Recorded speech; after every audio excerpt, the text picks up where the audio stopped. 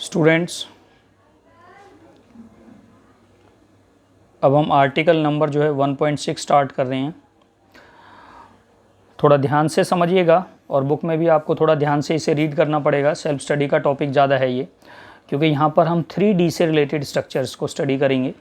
ठीक है, देखो इसमें आर्टिकल नंबर 1.6 में जो है सबसे पहला टॉपिक है हमारा crystal lattice. Basically crystal lattice क्या होता है? जो पार्टिकल्स का 3D अरेंजमेंट होता है, पार्टिकल्स का 3D रेगुलर अरेंजमेंट जो होता है उसे हम क्रिस्टल लैटिस बोलते हैं। इट मीन्स वो स्ट्रक्चर जिसे हम एक पर्टिकुलर कॉन्स्टिट्यूएंट पार्टिकल के रिपीटिशन से जनरेट करते हैं, रेगुलर अरेंजमेंट, रेगुलर रिपीटिशन से जनरेट करते हैं, वो स्ट्रक्चर हमारा क्या कहलाता है? Crystal lattice. और स्पेस लैटिस वर्ड भी होता है, यहाँ पे स्पेस लैटिस वर्ड भी आपको मिलेगा। ठीक है, स्पेस लैटिस। ठीक है, तो what is crystal lattice? Regular arrangement of particles in 3D is called crystal lattice.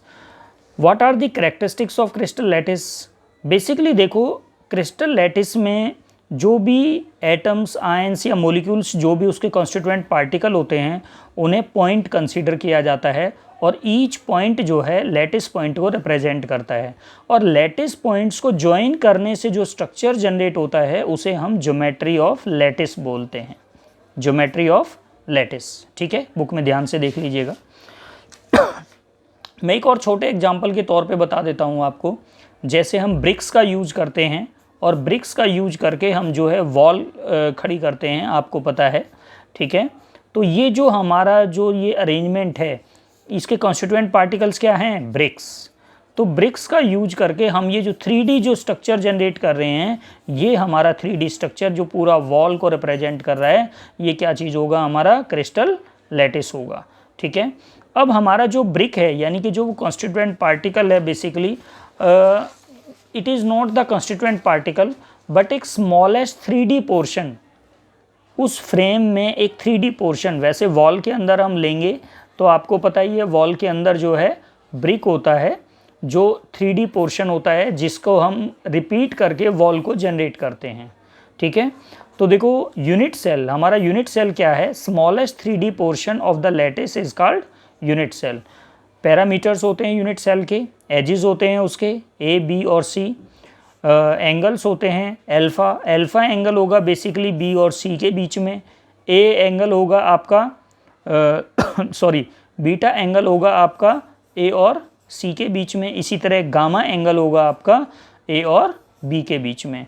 ठीक है, तो हमारे पास ये पैरामीटर्स हो गए यूनिट सेल के। क्रिस्टल लैटिस का आपको पता लग गया, आपको यूनिट सेल का पता लग गया। अब आप आगे है टाइप ऑफ यूनिट सेल्स। देखो स्टूडेंट्स, हमारे पास एक टेबल दे रखी होगी 1.3, ये बोर्ड पॉइंट ऑफ व्यू से भी, स्कूल पॉइंट ऑफ व्यू से भी और एंट्रेंस पॉइंट ऑफ व्यू से भी बहुत इंपॉर्टेंट टेबल है। इसको थोड़ा वहाँ पे ध्यान से याद कर लीजिएगा। मैं एक छोटा सा हिंट आपको बता रहा हूँ इसका, उसे उस टेबल को ना रीअरेंज कर लेना, रीअरेंज कर लेना। जैसे देखो यहाँ पे रीअरेंज कर लेना, इसको C⋅HMT, C⋅HMT करके लिख लेना। C यहाँ पे क्यूबिक को रिप्रेजेंट कर रहा है, T यहाँ पे टेट्रागोनल को रिप्रेजेंट कर रहा है, O यहाँ पे ऑर्थोरोम्बिक को, R जो है यहाँ पे रोम्बोहेड्रल को रिप्रेजेंट कर रहा है, H जो है हेक्सागोनल को रिप्रेजेंट कर रहा है, M जो है मोनोक्लिनिक को और T जो है ट्राइक्लिनिक को रिप्रेजेंट कर रहा है। ठीक है, तो उसे रीअरेंज कर लेना। वहाँ पे बेसिकली क्या होगा? साइड्स के बीच का रिलेशन होगा। जैसे देखो क्यूबिक है, A = B = C, all sides equal होती हैं, और जो एंगल्स होते हैं उनके अल्फ़ा बीटा = गामा = 90 डिग्री होता है। तो यहीं पे इसी तरह से वेरिएशन हो जाएगी जब आप उसको रीअरेंज करोगे C⋅HMT के अकॉर्डिंग, तो फिर आपको वो ईजिली टेबल याद हो जाएगी। ठीक है, ट्राइक्लिनिक इसमें मोस्ट अनसिमेट्रिकल सिस्टम होता है, यूनिट सेल होती है, ना तो उसमें साइड्स इक्वल होती हैं और ना ही उसमें एंगल्स इक्वल होते हैं। ठीक है, तो थोड़ा ध्यान से याद कर लीजिएगा। अब देखो, आपको पता है कि जो यूनिट सेल होती है हमारी, बेसिकली वो एक इमेजनरी कंसेप्ट है 3D के अंदर। ठीक है, आपको बताऊंगा कि ये किस तरह से है। इसे दो कैटेगरीज में क्लासीफाई किया है हमने, प्रीमिटिव और नॉन प्रीमिटिव। प्रीमिटिव वाली यूनिट सेल के अंदर पार्टिकल्स केवल कॉर्नर्स पे होते हैं। ठीक है, और नॉन प्रीमिटिव में कॉर्नर्स के साथ साथ अदर प्लेसेस पर भी पार्टिकल होते हैं। जैसे देखो, मैं यहाँ पे एग्जांपल ले रहा हूँ एक, कि आपके पास एक यूनिट सेल है, ये एक यूनिट सेल है, और मैं एक सिंपल क्यूबिक यूनिट सेल की बात कर रहा हूँ। आपको पता है कि ये एक 3D स्ट्रक्चर हो गया। यहाँ पर पार्टिकल्स हैं, कॉर्नर्स पे ही पार्टिकल्स हैं, ओनली कॉर्नर्स पे ही पार्टिकल है, ओनली कॉर्नर्स पे पार्टिकल है। ठीक है, तो जिसमें कॉर्नर्स पे ही पार्टिकल होते हैं वो जो है हमारा प्रिमिटिव यूनिट सेल कहलाता है, प्रिमिटिव यूनिट सेल कहलाता है। और कॉर्नर के अलावा दूसरी जगह भी पार्टिकल हों, कॉर्नर के साथ साथ एज के सेंटर में हो, बॉडी के सेंटर में हो, इट मीन्स यहाँ तो पार्टिकल हैं ही हैं, यहाँ पर तो पार्टिकल हैं, लेकिन यहाँ फेस के सेंटर में भी पार्टिकल है। तो ये जो यूनिट सेल होगी जिसमें फेस के सेंटर में पार्टिकल होगा, इट मीन्स कॉर्नर के अलावा कहीं अदर पॉइंट पे भी पार्टिकल होगा, तो यूनिट सेल हमारी क्या कहलाती है, वो नॉन प्रिमिटिव यूनिट सेल कहलाती है। अब देखो स्टूडेंट्स, यहाँ पर एक इम्पॉर्टेंट चीज़ क्या है कि हम यूनिट सेल को जनरेट कैसे करेंगे, यूनिट सेल कैसे जनरेट होगी। देखो मैं यहाँ पर आपको एक एग्जांपल के तौर पे बताता हूँ कि भाई हमारे पास यूनिट सेल कहाँ से जनरेट होंगी। जब हमारे पास एक कोई भी स्ट्रक्चर होता है, वो कोई भी क्रिस्टल है हमारे पास, तो क्रिस्टल क्या है, क्रिस्टल तो एटम्स या आयन से मिलके बना हुआ है, एटम या आयन से मिलके बना हुआ है, या मॉलिक्यूल्स भी हो सकते हैं, आपने पढ़ लिया है पीछे, मॉलिक्यूल्स भी हो सकते हैं। अब वहाँ से 3D का स्ट्रक्चर कैसे जनरेट हो जाएगा, क्योंकि आपको पता है कि एटम कैसा होता है, स्फेरिकल होता है, स्फेरिकल होता है। तो देखो बेसिकली क्या है कि जैसे हमारे पास ये एटम्स का अरेंजमेंट है, सपोज एक क्रिस्टल में ये हमारे पास एटम्स का अरेंजमेंट है, ठीक है। अब मैं इसको यहाँ पर देखो, इसी के यहाँ पर और पार्टिकल हैं, ये अरेंजमेंट है, और इसी के ऊपर भी पार्टिकल हैं, इसके ऊपर भी पार्टिकल है, यहाँ पे भी पार्टिकल है। इट मीन्स आपको जब 3D में देखोगे तो आपको पता है कि एक भाई साइड में से देखोगे तो 4 ही पार्टिकल दिखाई देंगे, ऊपर से देखोगे तो ये ऊपर वाले 4 दिखाई देंगे, नीचे से देखोगे तो ये 4 दिखाई देंगे। तो देखो यहाँ पर मैं इमेजिन कर लेता हूँ कि भाई ये हमारे पास 4 पार्टिकल यहाँ पर हैं और 4 ही पार्टिकल इनके ऊपर हैं। इट मीन्स ये इस तरह का स्ट्रक्चर है, दिस आप देखोगे तो दिस वन, यहाँ पर पार्टिकल हैं, यहाँ पर पार्टिकल है, ये पार्टिकल है, ये, और ये नीचे भी पार्टिकल है, ठीक है। तो अब यहाँ से 3D स्पेस कैसे जनरेट होगा, 3D स्ट्रक्चर कैसे जनरेट होगा। देखो स्टूडेंट्स, इसको हम जो है शार्प एजेस प्रोड्यूस करने के लिए कट करते हैं, और ये हमारा पूरी तरह इमेजनरी वर्क होता है। जैसे देखो, इसको यहाँ से कट कर दिया, ये पोर्शन अलग हो गया, फिर इसको यहाँ से कट कर दिया, ये पोर्शन अलग हो गया, ये यहाँ से कट कर दिया, ये पोर्शन अलग हो गया, यहाँ से कट कर दिया, ये पोर्शन अलग हो गया। उसके बावजूद आपको पता है कि इसको 3D स्ट्रक्चर को जनरेट करने के लिए हमें जो है उसको ऊपर से भी और नीचे से भी कट करना होता है, ठीक है। क्योंकि आपको पता है कि भाई हमारे पास सपोज एक क्यूबिक स्ट्रक्चर ही जनरेट करते हैं, तो क्यूबिक स्ट्रक्चर जनरेट करने के लिए हमें कितने फेसेस चाहिए, 6 फेसेस लेने पड़ेंगे, 6 फेसेस जनरेट करने पड़ेंगे, ठीक है। तो 6 फेसेस को जनरेट करने के लिए हम उसको जो है इमेजनरी वे में कटिंग करते हैं, और उसी को इमेजिन कर, हम उसी का इमेजिनेशन लेके हम जो है पूरे क्रिस्टल स्ट्रक्चर को जनरेट करते हैं। और वो जो हमारा स्मॉलेस्ट इमेजनरी पोर्शन होता है जो रिपीटिशन में यूज़ होता है, जिससे हम पूरा स्ट्रक्चर जनरेट करते हैं, वो हमारा 3D smallest portion unit cell कहलाता है। तो ध्यान रखिएगा, यूनिट सेल जो है हमारे पास पूरी तरह से एक इमेजनरी कंसेप्ट है 3D के अंदर, ठीक है ना, 3D के अंदर एक इमेजनरी कंसेप्ट है, ठीक है। अब देखो हमारे पास अगला टॉपिक होगा, आप बुक में देखोगे नंबर ऑफ यूनिट सेल्स। एक किसी भी कोई भी आपको एक स्ट्रक्चर दे रखा है, उसमें total number of unit cell कितनी होंगी, या number of atoms per unit cell कितने होंगे, ठीक है। वो निकालने के लिए हमें थोड़ा चीज़ों को याद रखना पड़ेगा, कुछ चीज़ों को। एक तो देखो ये 3D अरेंजमेंट होता है, 3D अरेंजमेंट होता है तो, और आपको पता है कि कोई भी एक मान लो क्यूबिक स्ट्रक्चर ही जनरेट करते हैं तो हमें 6 फेसेस जनरेट करने पड़ेंगे।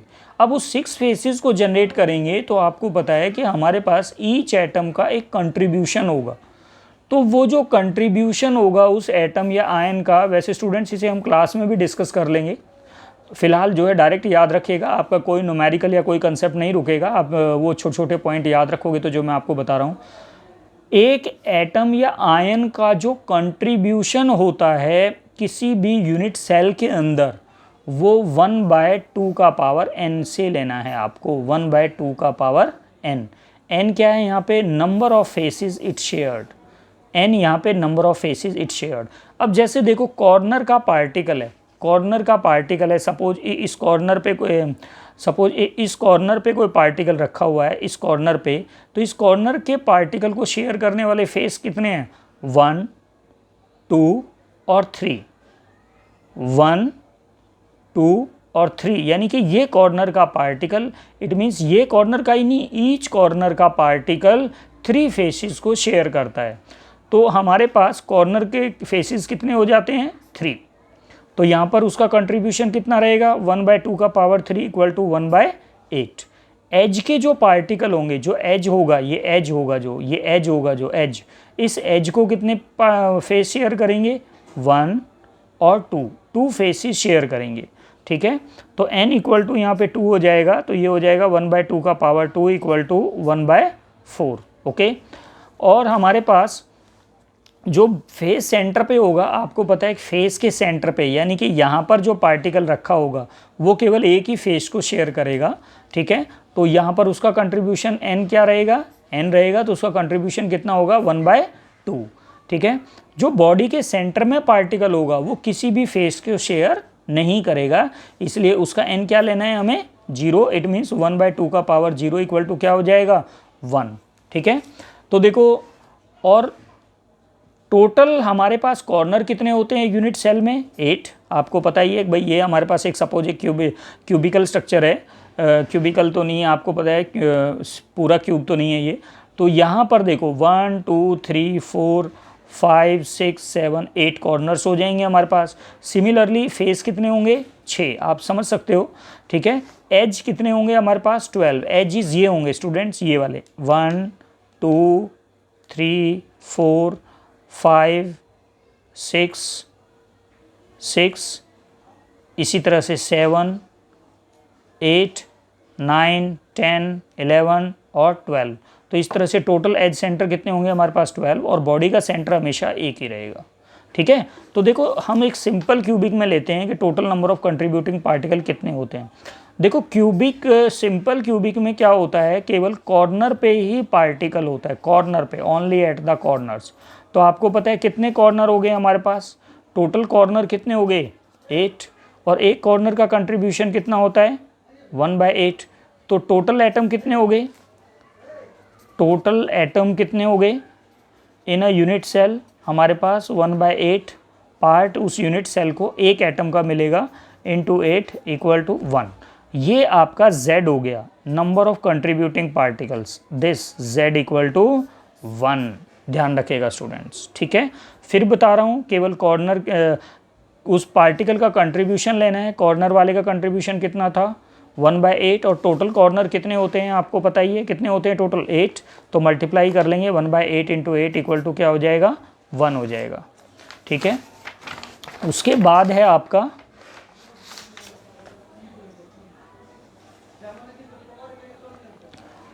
है आपका फेस सेंटर्ड क्यूबिक। अब देखो फेस सेंटर्ड क्यूबिक में क्या होगा कि कॉर्नर के साथ साथ फेस के सेंटर में भी पार्टिकल होगा। देखो कॉर्नर पे तो पार्टिकल है ही है, ठीक है, फेस के सेंटर में भी पार्टिकल है, फेस के सेंटर में भी। तो आपको पता है कि देखो, अब हम कंट्रीब्यूशन लेंगे तो पहले कॉर्नर के पार्टिकल्स का कंट्रीब्यूशन लेंगे, कितना होता है एक कॉर्नर पार्टिकल का कंट्रीब्यूशन, 1/8। टोटल पार्टिकल कितने होते हैं, 8, तो कितना हो गया, 1, ठीक है। फेस सेंटर का कितना होगा, 1/2, आपको पता ही है, और टोटल फेस कितने होंगे, 6, यानी कि 3, यानी कि टोटल कितना हो गया आपका, 3। अब आपके पास total number of contributing particle unit cell में कितने हो गए, 3 + 1 इक्वल टू क्या हो गया, 4, ठीक है स्टूडेंट्स। किसी को नहीं समझ में आए तो फिर पूछ लीजिएगा, ठीक है। अच्छा, उसके बाद देखो बॉडी सेंटर। देखो बॉडी सेंटर में क्या होगा, कॉर्नर पे तो पार्टिकल होगा ही होगा, कॉर्नर पे तो पार्टिकल है ही है, बॉडी के सेंटर में भी पार्टिकल है, बॉडी के सेंटर में भी पार्टिकल है। तो हमारे पास टोटल कंट्रीब्यूशन कितना हो जाएगा, 1/8 इंटू 8, तो हमारा कॉर्नर का हो जाएगा, ये कॉर्नर का कंट्रीब्यूशन हो गया, और बॉडी सेंटर का कंट्रीब्यूशन तुम्हें पता ही है 1 होता है, तो टोटल Z कितना हो जाएगा हमारे पास, 2 हो जाएगा, ठीक है। अब and face centre, and face centre को देखो स्टूडेंट्स थोड़ा सा ध्यान से समझिएगा। एंड फेस में एक्चुअली में क्या है कि हमारे पास ये एक स्ट्रक्चर है, तो कॉर्नर पे तो पार्टिकल है ही है हमारे पास, कॉर्नर पे तो पार्टिकल है ही है। तो टोटल कॉर्नर कितने हो गए हमारे, कॉर्नर का कंट्रीब्यूशन कितना हो गया, 1/8 इंटू 8 इक्वल टू 1।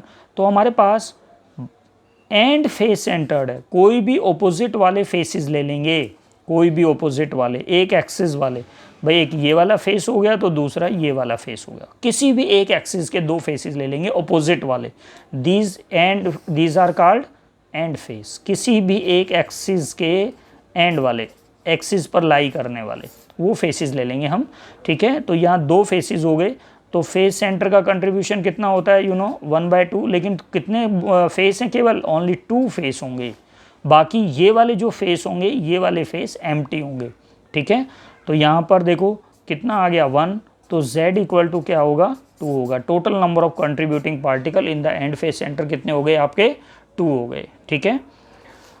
अब देखो हमारे पास है, अब एक न्यूमेरिकल है, मैं डिस्कस कर रहा हूँ, बहुत इंपॉर्टेंट न्यूमेरिकल है। इससे डिफ़िकल्ट न्यूमेरिकल वैसे most of the time school में आता नहीं है, ध्यान रखिएगा इस टॉपिक के ऊपर। आपको दिया हुआ है कि एक आयनिक कंपाउंड है, एक आयनिक कंपाउंड है, ए और बी आयन से मिलके बना हुआ है, ए कॉर्नर पे लाई कर रहा है और बी आपका फेस सेंटर पे लाई कर रहा है। If one of the corner atom is missing, note करिएगा स्टूडेंट्स, देखो यहाँ पर ये आपके पास स्ट्रक्चर है, ठीक है। कॉर्नर पे कौन है आपका ए और फेस के सेंटर में कौन है आपका बी है। तो देखो one of the corner atom is missing, तो अब देखो हमारे पास कॉर्नर का कंट्रीब्यूशन कितना रहेगा, कॉर्नर पे आपका ए है और उसका कंट्रीब्यूशन कितना रहेगा 1/8 इंटू, अब देखो टोटल 8 कॉर्नर्स थे, 8 कॉर्नर थे, बट उसमें से 1 मिसिंग है, 1 कॉर्नर मिसिंग है, तो कॉर्नर कितना बचा आपके पास 7 कॉर्नर बचा, तो इंटू 7 इजिकल टू क्या हो जाएगा 7/8, और बी का पार्ट कितना होगा 1/2 फेस सेंटर का पार्ट होता है, ठीक है।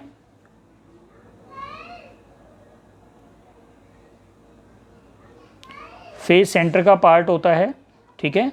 तो बी 1/2 इंटू क्या हो जाएगा 6, ठीक है। तो 2 3 जा 6, तो हमारे पास टोटल ये फेस सेंटर का था, कंट्रीब्यूशन था फेस सेंटर का, तो हमारे पास क्या हो गया, ए का पार्ट कितना है 7/8 और बी का पार्ट कितना है 3, तो आपके पास ये कितना हो जाएगा A7 B24, ये आपका आंसर होगा।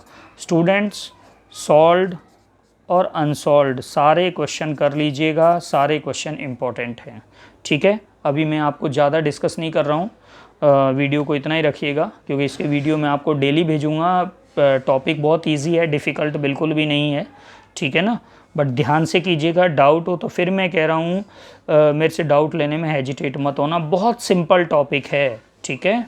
ओके।